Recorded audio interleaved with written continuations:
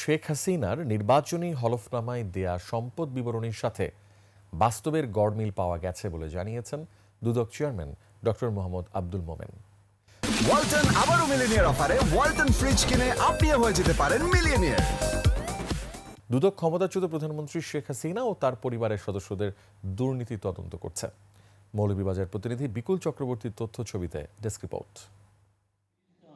দুর্নীতির বিরুদ্ধে তারুণ্যের একতা, গর্বে আগামী শুদ্ধতা স্লোগানে মৌলভীবাজারে গণশুনানিতে প্রধান অতিথি হিসেবে যোগ দেন দুদক চেয়ারম্যান ডক্টর মোহাম্মদ আব্দুল মোমেন। মৌলভীবাজার পৌরসভা গণশুনানিতে বিভিন্ন সরকারি অফিসে সেবা গ্রহণে হয়রানি বা দুর্নীতির বিষয়ে অভিযোগ করেন নাগরিকরা।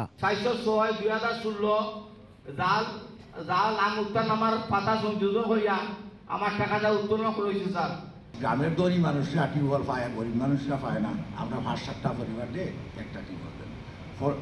পরদিন গুনার ইউনিয়ন অফিসে গেলাম। ইউনিয়নের উনি আমার বললেন যে অফিস খরচ বাবদ 16,500 টাকা দেন। পরে দুদক চেয়ারম্যান জানান, শেখ হাসিনার নির্বাচনী হলফনামায় দেয়া সম্পদ বিবরণীর সাথে বাস্তবের গড়মিল পাওয়া গেছে।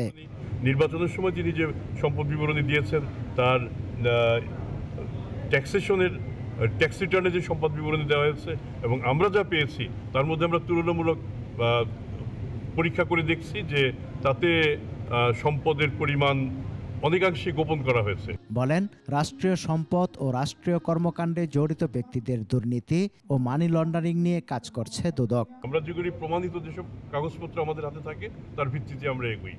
সেক্ষেত্রে দুদকের কাজটা মূলত রাষ্ট্রীয় সম্পদ, রাষ্ট্রীয় কর্মকাণ্ডের সাথে জড়িত ব্যক্তিবর্গ এবং মানি লন্ডারিং, এগুলি হচ্ছে মূলত আমাদের কাজ। মৌলভীবাজার জেলাকে দুর্নীতি মুক্ত রাখতে কাজ করে যাওয়ারও আশ্বাস দেন দুদক চেয়ারম্যান।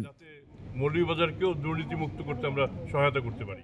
সমর ইসলাম, ডেস্ক রিপোর্ট, 21 টেলিভিশন।